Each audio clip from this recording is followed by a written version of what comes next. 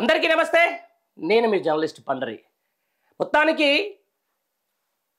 బీసీల ఓట్లతోటి ఈరోజు అధికారంలోకి వచ్చినటువంటి కాంగ్రెస్ పార్టీ ఆ బీసీలకు ఎంతగానం దోకాయిస్తుందో ప్రతి విషయంలో కూడా మనకు అర్థం చేసుకోవాల్సిన అవసరం ఉంటుంది.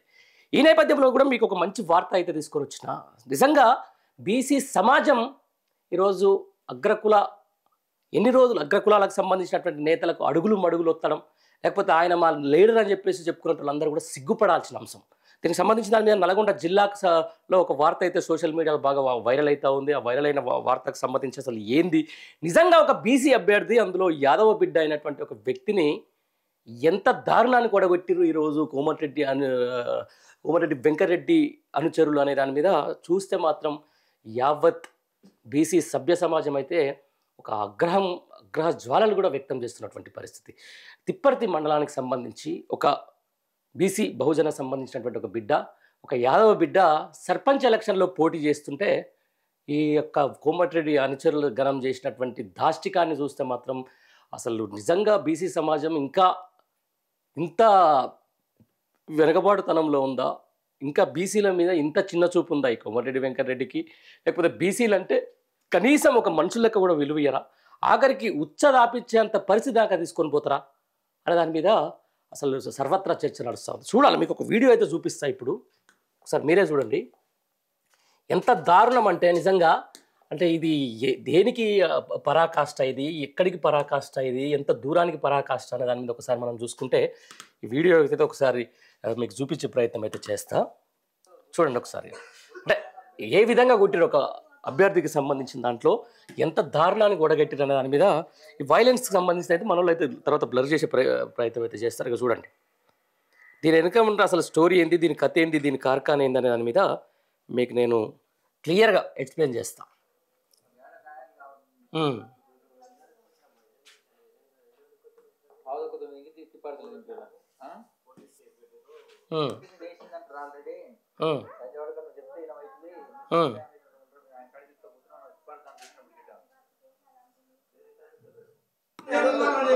ఇది ఆయన చెప్తున్నటువంటి విధానం. తర్వాత దానికి సంబంధించిన దాని మీద ఇంకొక వీడియో కూడా మీకు చూపించే ప్రయత్నం చేస్తా. రైట్, 10 నిమిషాలు దాకా 9ంటికి బయటకు వెళ్ళండి సార్. నేను వస్తా, రాలక్ష్మి రెడీ అయి ఉండు, స్నానానికి నీళ్ళు పెట్టు, నేను అద్దె కారు మాట్లాడుకొని వస్తాను, బయటకు వెళ్ళింది సార్. 9:10కి చేసిన ఫోన్ స్విచ్ ఆఫ్ వస్తుంది. ఇంత గట్టిగా సంతోషంగా నిర్ణయం తీసుకుని మేము ముందే బ్యాంక్ అకౌంట్ తీయించుకున్నాం, అన్ని పేపర్స్ అన్ని రెడీగా పెట్టుకున్నాం. వెళ్ళాలన్న క్రమంలో నువ్వు స్విచ్ ఆఫ్ చేసుకుంటే ఎందుకని నాకు భయం వేసింది సార్. 9:30 దాకా ప్రయత్నించిన, అసలు చేసుకోవడే గట్టి నిర్ణయం తీసుకున్నవాడు మా ఆయన గురించి నాకు తెలుసు. స్విచ్ ఆఫ్ వస్తే మా ఊరు మాజీ ఎంపీటీసీ ఉన్నటువంటి సందీప్ రెడ్డి గారికి ఫోన్ చేసిన నేను. ఫోన్ చేస్తే అవునమ్మా స్విచ్ ఆఫ్ వస్తుంది, మంది ఈ టైంలో చేసుకోడు, అసలు కిడ్నాప్ అయిందని నాకు అర్థమైంది, తెలిసింది, వార్త కూడా తెలిసింది. లేదు, మా ఊరు మాజీ ఎంపీటీసీ ఎక్స్ ఉన్నాయన కూడా పేరు ఉట్కూరు సందీప్ రెడ్డి. ఈయన మాజీ ఎంపీటీసీ ఉట్కూరు సందీప్ రెడ్డి. అయితే అవునమ్మా నువ్వు బయటకు వెళ్ళక అసలు సారు మాజీ ఎమ్మెల్యే భూపాల్ రెడ్డి సార్తో ఫోన్ మాట్లాడిస్తా అన్నాడు. సార్ కలిపారు. సార్ కలిపిన తర్వాత మళ్ళా సిఐ గారికి ఎస్ఐ గారికి ఫోన్ చేసి మరి ఇట్లా గిరిని అభ్యర్థిని ఇట్లా నామినేషన్ ఇవ్వడం పట్టుకపోయారు, పరిస్థితి ఏంది, ఆ అమ్మాయికి సెక్యూరిటీ కల్పించాలి, నామినేషన్ ఇవ్వాలి, బాధ్యత గల పౌరురాలుగా ఆమె ఇవ్వకూడదా అని మాట్లాడించి నువ్వు అక్కడే ఉండమ్మా సెక్యూరిటీని పంపిస్తా అన్నారు. పంపిలే. ఇంకా తిప్పర్తి ఎస్ఐ గారు అన్నారు నువ్వు నకరికల్లా కంప్లైంట్ ఇచ్చి వెళ్ళండి అమ్మ నామినేషన్ వెయ్యి అని నాకు చెప్పిండు. మా భర్తనే ఎత్తుకపోయారు, నన్ను ఏం చేస్తారో నాకు భయం ఉంది సార్, నేను బయటకు వెళ్ళలేను అని నేను అన్నా.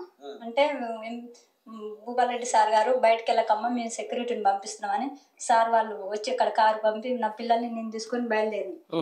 ఆయన ఆ క్రమంలో కూడా సిఐ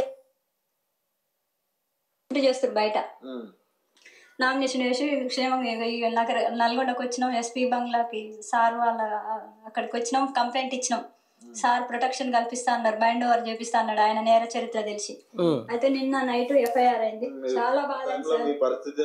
మా పరిస్థితి అసలు అర్థం కాలేదు సార్. అసలు మాజీ ఎమ్మెల్యే భూపాలరెడ్డి సార్ లేకపోతే నా పరిస్థితి అసలు భయమే సార్. మా హస్బెండ్ ప్రాణంతో వస్తాడని నాకు అస్సలు నమ్మకం లేదు సార్. అసలు ఆ కురిసిలో లేకపోతే అసలు రాకపోవు సార్. నాకు తెలుసు పూలే సల్దు మేము అనుకున్నాం సార్, ఆశ వదులుకున్నా నా పిల్లలు నేను ధైర్యంతో సార్ దయ వల్ల ఇంతమంది 11 కార్లతో. ఇది ఒక హృదయ విదారకం. అంటే ఏంది వెంకటరెడ్డి, ఇదేనా నా పద్ధతి? ఇంతనా? అసలు ఈ ఘటన ఎక్కడ జరిగిందంటే ఇది నల్గొండ జిల్లాకు సంబంధించి సర్పంచ్ అభ్యర్థిగా నామినేషన్ వేయకుండా కిడ్నాప్ చేసి నోట్లో మూత్రం పూసి దాడి చేసిన కోమటిరెడ్డి అనుచరుడు సందీప్ రెడ్డి అట. మరి ఎవడి సందీప్ రెడ్డి, ఈడు ఎవడుకు పుట్టినోడు, దీని కథ ఏంది, దీని కార్ఖానేంది? ఇది తిప్పర్తి మండలం నల్గొండ జిల్లా ఎల్లమ్మగూడెం సంబంధించినటువంటి జరిగినటువంటి విధానం ఇది.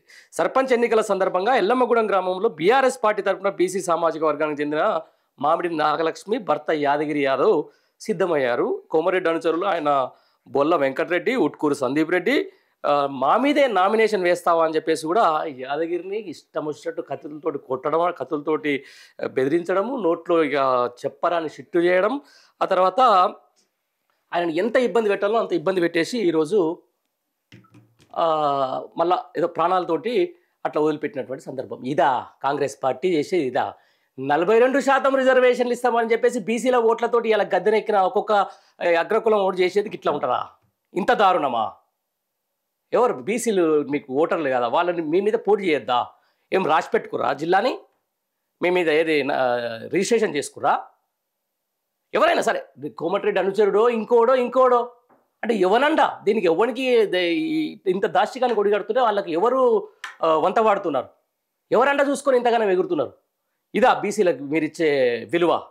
ఒక బీసీ అభ్యర్థి సర్పంచ్ కావద్దా? సర్పంచ్ అయితే ఇక తీసుకొని పోయి ఇక షిట్ పోయిస్తారా? కొడతారా? చంపుతారా? కిడ్నాపులు చేస్తారా? ఏమవుతుంది అసలు? ఎక్కడ తెలంగాణ? ఏం సామాజిక తెలంగాణ ఇది? దీనికి ఎవడు బాధ్యుడు? ఎవడు బాధ్యత వహించాలి? బేషరతుగా దీనికి సంబంధించిన దాని మీద నిజాలు తేల్చాలి.